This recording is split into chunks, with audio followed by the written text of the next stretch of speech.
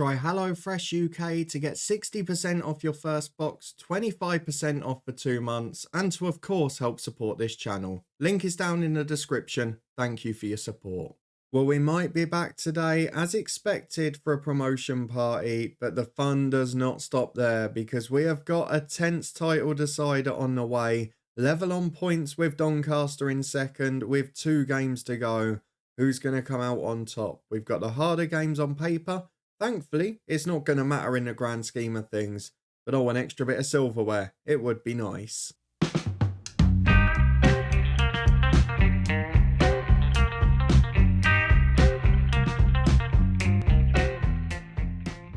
Yes, hello and welcome along to part 23 of Saving Southend with me, Daniel. We are back for a new week in this series and we're back to finish a season, hopefully in style. We are back on 92 points, level with the other runaway side Doncaster, who beat us just a couple of games ago.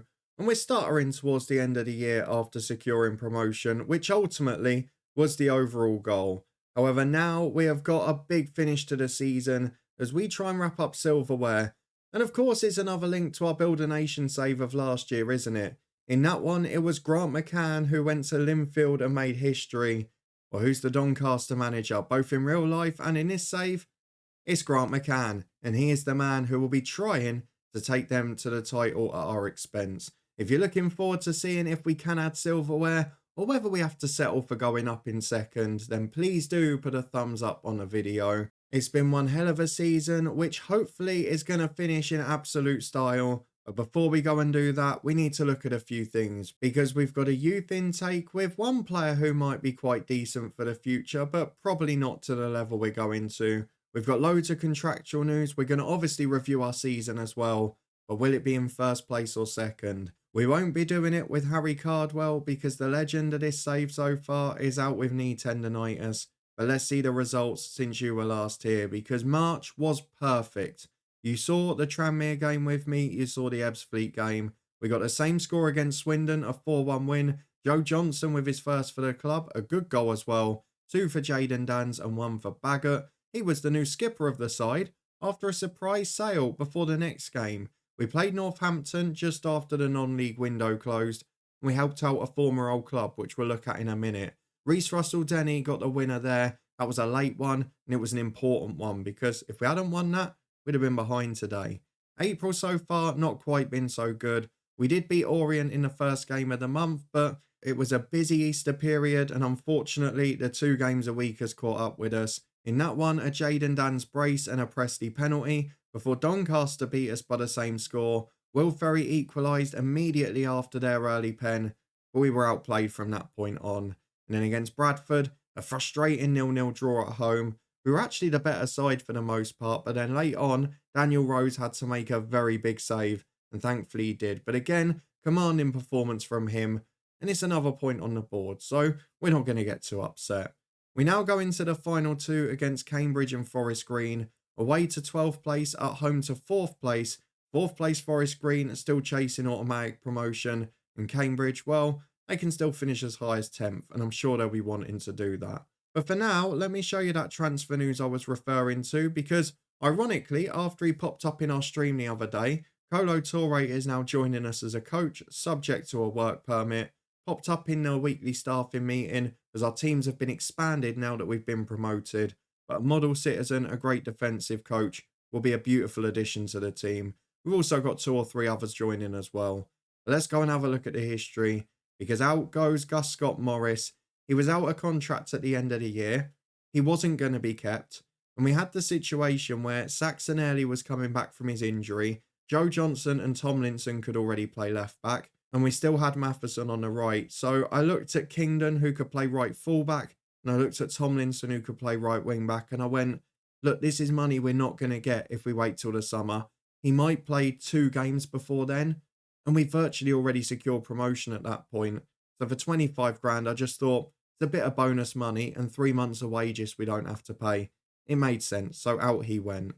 The other thing we've got to look at quickly is the youth intake, which was not great, but it was half decent. A few bizarre nationalities in there, one Bosnian perhaps being the star of the lot. And he's got a good personality, but but he's not one of the best two players. That is reserved for Andy Beattie, who isn't brilliant, but I like the fact he can play right wing back and right midfield and right wing. So he's someone in terms of versatility and at 6'1" with a decent personality that might be all right for us in the future.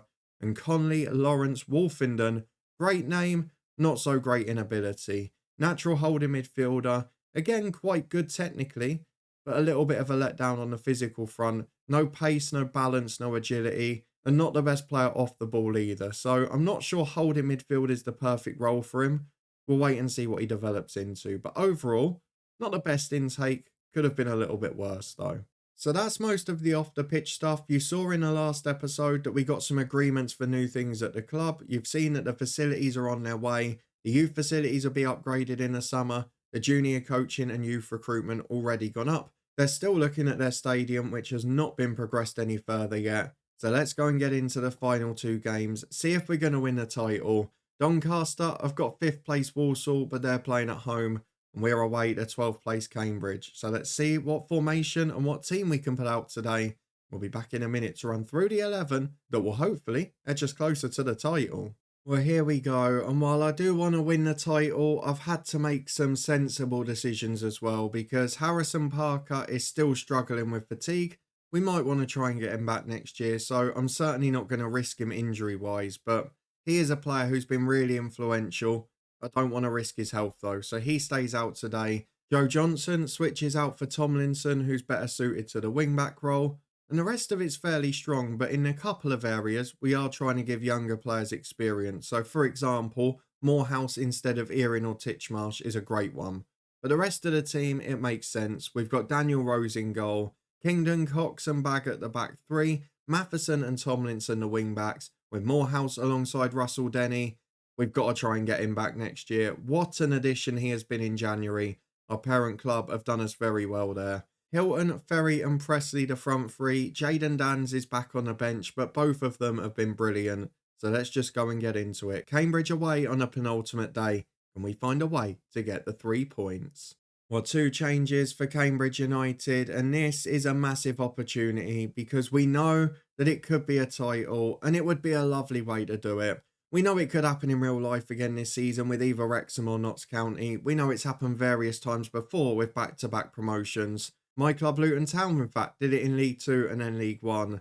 But it would be great to celebrate double promotion in style. Don't forget, while the board expected top half, the media said this were going to happen. They had us in the top 3 or 4 favourites. They thought we were up there. And with Notts County really underperforming this year, it's opened a door. And us and Doncaster, I think it's fair to say that we've taken advantage. It's been a quiet 20 minutes so far. No goals at Doncaster either. Could probably do with them bottling it. But it's a Barton corner, outswinger, to the front post, headed away. Only as far as Okadina. He's got a chance to shoot. Oh, the end of season collapses here. Again, they're not marking the edge of the box, which didn't affect that corner. But it's something that's ignoring tactical advice again. And we're off from the kickoff. But we have just dwindled away a bit since securing that promotion, and that from Kingdon is awful.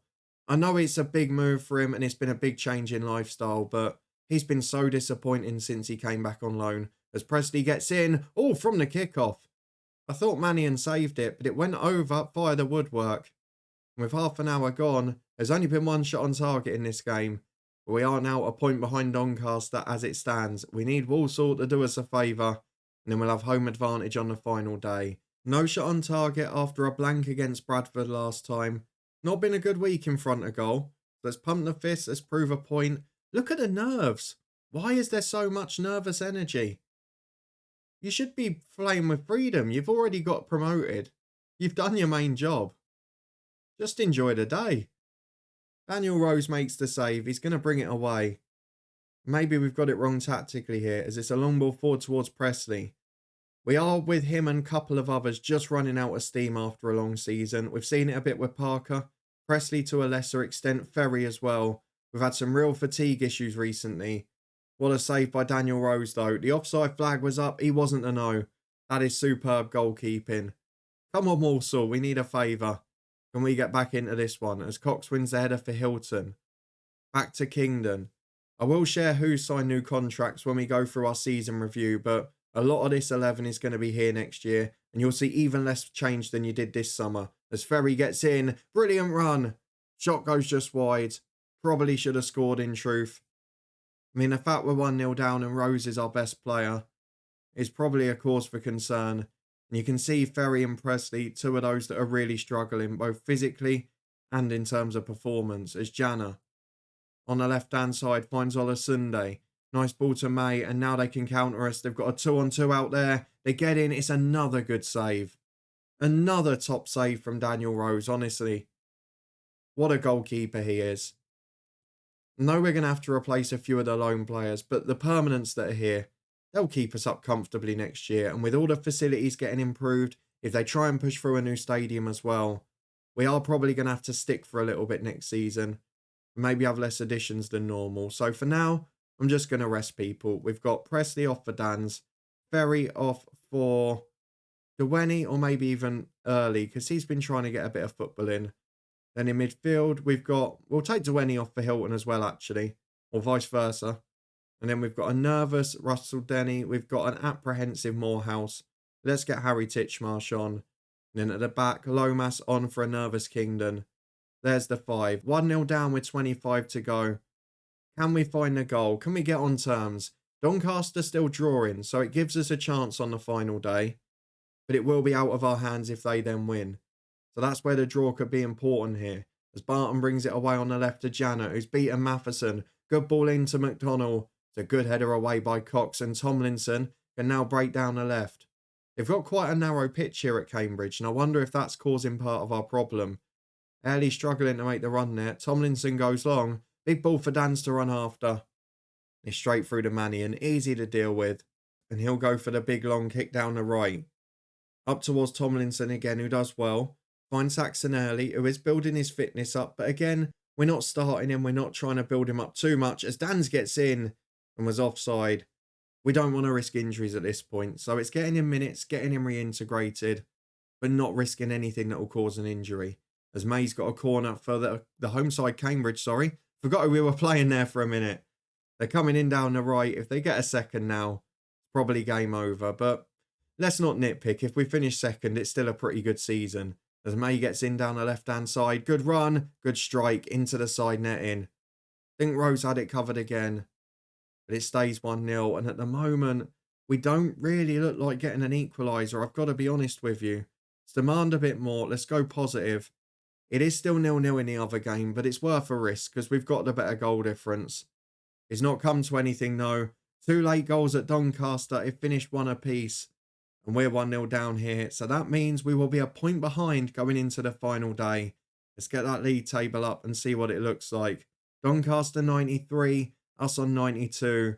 And our poor April after securing promotion. Well, it continues. Let's go and get through to the final day. Forest Green still chasing a top 3 spot. So how on earth will we get on? As who have Doncaster got? Let's go and have a quick look. They go away to Swindon. Can they do anything yet?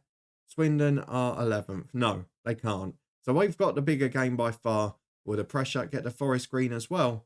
I'll see you in a minute to find out. Well, fitness test time ahead of the final day of the season, and I accused my players recently of maybe going on the beach a bit since they won promotion. Well, they can now accuse me of the same because I didn't even realise that these games were 4 days apart, so I've made no provision for rotating the squad. And as we host Forest Green today, we have got to better Doncaster's result. It's as simple as that.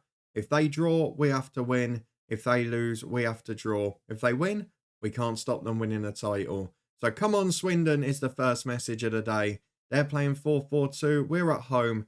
So now we're going back to our main tactic.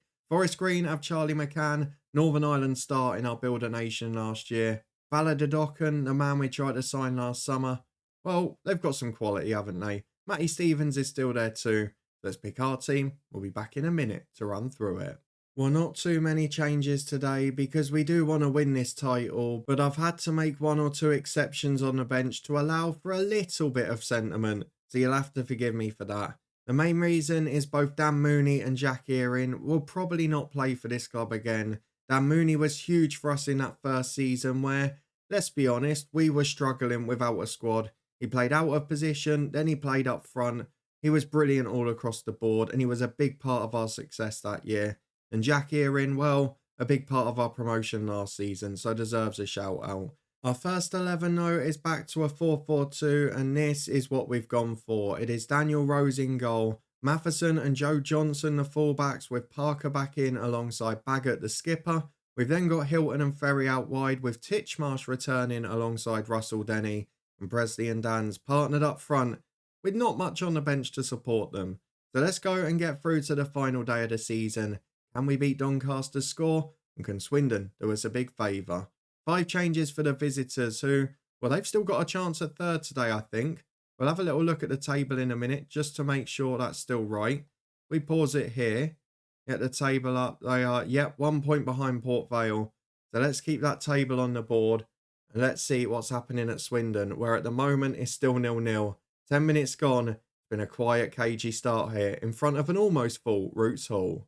Well, half an hour gone and it is problems galore. We have picked up 2 potentially quite serious knee injuries for Dans and Matheson, and Doncaster have also taken the lead. So if that stays that way, we can't win it anyway. Of course, it's the one day Dwayne's not on the bench, so Dan Mooney, you are getting an hour up front, and you could yet finish with a goal to win us a title. We'll wait and see. At right back, we'll go for Joe Tomlinson, and they're the only 2 options we've got. No real natural subs for either of them. So let's get through it. We've got half an hour on the clock. It's 0-0 here. We've not been the better side either. And to be fair, Doncaster have just gone 2 up. So I think now we can probably just relax here because we're not going to win the league regardless of the result. So let's get the ball at the back with Baggett, who's giving it away. I'm a little bit concerned about the way we've finished this year. I mean, literally from the game we secured promotion, we've just fallen apart. And Jamie Andrews scores there. It is 1-0 to Forest Green. It is a dominant first half performance from them. And we are finishing with a bit of a whimper, which going into a promotion is not ideal, but I think we can forgive them for the season they've had. 93 points looks like it might be the limit as Russell Denny finds Dan Mooney. Turns inside. Go on, son. Just over the bar. Almost a hero there. We get to half time. Doncaster are 3 up. It's over. It will be second place. But at the moment, we're gifting Forest Green third. Look at the nerves again. And I've got to be fair here. 3 out of 5 are lone players. In Titchmarsh, in Parker and in Johnson. Bit worried the skipper's one of them as well. But for now, let's go and take Titchmarsh off for Morehouse. Might as well get him football. We'll do the same with Johnson for Saxon early. And then we'll save Jack Earin so he can come on because he deserves a run out before his contract expires. Well, 10 minutes gone in the second half and it's Forest Green on the front foot again. Robson finds Andrews and it's back to Innes. Big chip over the top. Andrews beats them all. Oh dear. That is a really poor goal to concede. The defence were beaten by a straight ball over the top. Even Rose misjudged that one. And do you know what? This might be our worst performance of the season. And we've saved it till last, which is not ideal. I did say this though, didn't I? I said if it went to the final 4 games, we were going to be in big trouble. Which is why I'm so glad it finished before that. But it's not going to be a title party as Ferry finds Mooney. Oh, I thought he was at least going to get that moment. That's a shame. Let's take off Russell Denny. Let's bring on Jack Earin. He deserves to say a goodbye. He's been a good part of this club. And we can allow for sentiment now because it's been a shocking display. Hopefully the fans will still be on board. I mean, we've finished second. We've gone back to back. But ultimately, we've just fallen short in a bid for silverware, which is not the first time in his save, is it? As Mooney gets in, it's a good save. The offside flag was up. He looked it as well. 25 to go. I mean, the expected goals is pretty level. But Doncaster are 4-1 up. They've even nearly caught a goal difference now. I don't think we can have any complaints, can we? It's been a pretty average display. Defensively, we've had a stinker. And you can see we've run out of steam. I'm going to take Will Ferry off. He's got a tight thigh. I don't want to turn it into anything because with 5 minutes to go, there's no risk at all. Let's just put Mooney out to the left wing. Presley can run the line on his own. And we'll see it out. We've had 3 injuries, which is the only negative of the day. But I think that's the big thing for next season. It's not about getting a better 11. Our first 11 is good enough to stay up, which is what we've got to do next year. Try and finish comfortably in mid-table and avoid relegation. As they get in for 3 Forest Green. What we've got to do is bolster the squad a bit. And ideally with permanent players. Because then when we do have those 2 or 3 games a week, when we do have the EFL trophy, which we were dismal in this year, we can hopefully compete a bit better. At the end of this game, it is a stinking finish to the season. But you know what? There's only so disappointed you can be. For the first 42 games of the season, we've been a brilliant side. We went on an FA Cup run as well. And you know what? After promotion, after 2 very tough seasons, don't forget last year went to the final day as well. You can understand why these players have maybe gone on holiday. Morehouse makes the mistake. It is 4-0 Forest Green. I think it's fair to say that they were a bit more up for that one than us. We've got the lads motivated by saying we're not happy, but it is Doncaster Rovers who will win the title and Forest Green who will join us in League One. Let's go and get to the end of season review items. We won't get the full review because of the playoffs. We'll come back in a couple of days to see all of the messages. We already know our budgets, which are pretty interesting. Jaden Dan's out for 4 weeks. Will Ferry out for a few days. And we get 10 grand for finishing second as well. A nice little bonus. Back in a moment. Well, it took a week, but we've got our end of season messages. So let's have a look through those. Remind ourselves of the budget we've been given and see some of the action I've already taken on the squad. And as you've seen the staffing, with Kolo Toure now coming in. Social media followers up by nearly 50%. The fan base is growing, albeit more on the fair weather side now. And of course, we beat Colchester this year overall, which will, I'm sure, make the fans happy. The board are delighted with growing the club's reputation and, of course, the double promotion. But I think this is going to get a bit trickier now. This is the level where most teams' progress slows down, unless, of course, you're my club Luton Town, who then went and won League One the next year, after finishing second in League Two. Maybe it's an omen. Let's have a look at the club vision. Next year, far more sensible. Avoid relegation, then become established, then finish in the top half 3 years later. I'm fine with that. Fair play to you. That's a bit more realistic. And to be fair, top half this year was less than the bookmakers thought. We'll deal with the team meeting off camera. Everything else is going well. We've actually been a bit more fortunate with injuries this year. I've got to say that in fairness. We had quite a few last time around. This year, we've had a lot of injuries, but bar Saxon Early, who was out for 7 or 8 weeks altogether, most of them only had 2, 3, 4 weeks. And while everyone had one, it was only one, which made it a bit easier. And we didn't really have those pile-ups in certain positions.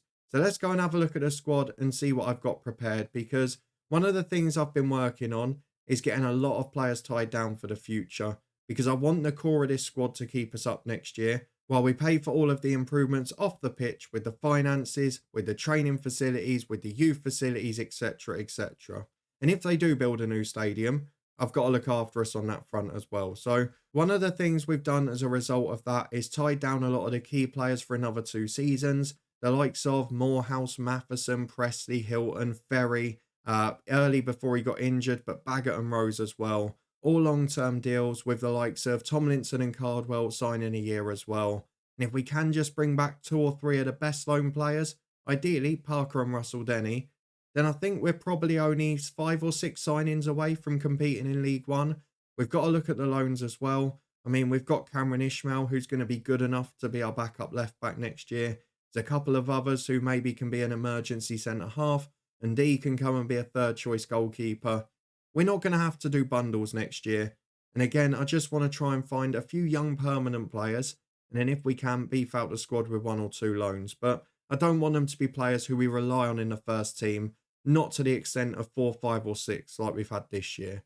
So that is my plan for the summer. The staffing team will continue to improve. We're up to full size now, and I have been busy with it. If we have a look at the team overall, of course, we've got one big thing to deal with this summer, which is the retirement of John Still, the legend. Unfortunately, we're going to have to replace him. I've tied almost everyone else down for another year or 2. Probably only goalkeeping coach where we're going to look for an upgrade. But otherwise, I'm happy with what we've got. We've added Kolo Toure, who's brilliant. And I think we've also added one on the scouting side as well. So we've now got 3 scouts and a chief scout, all of whom are very decent. So that is where we are going into the end of season 3. It's been a dream 3 seasons, really. Forget the fact that we were under pressure at the start of this year. Forget the fact we were 1 game from a sack in season 1. We have built this club up brilliantly. And now it's time to build off the pitch while staying stable on it. I don't know about you, you can let me know in the comments, but I don't think it's going to be promotion next year. What I do think is with the core of this squad, we can stay up while spending our money wisely off the pitch. We'll see if the board want to throw money at a stadium too. If you enjoyed this year though, a disappointing end and a bad time to save our worst performance for, but look, we finished second, we got 2 points a game. Let's not have too many complaints. Then please do put a thumbs up on the video.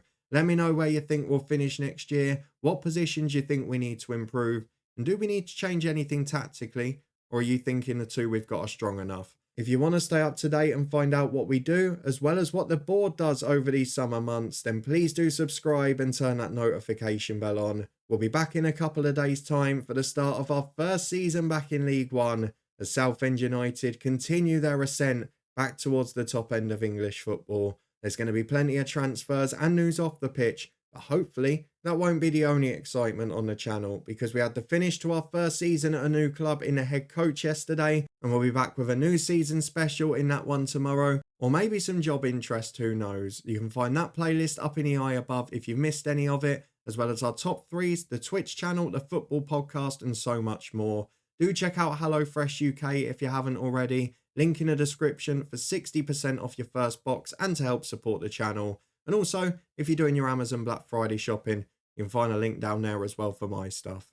Thank you very much for watching though and following along another season. We've done what many of you and the media predicted in League Two, but this one is going to get a bit trickier. Avoid relegation is the target. We'll see what squad we've assembled to do it when we come back next time. I'll see you there.